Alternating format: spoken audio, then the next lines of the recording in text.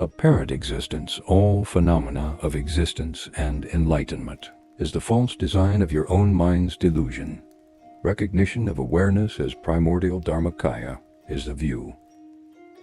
To settle in the evenness of the natural state within the fresh, continual state of unimpeded original awareness, unbound by dualism's fetters, this is meditation.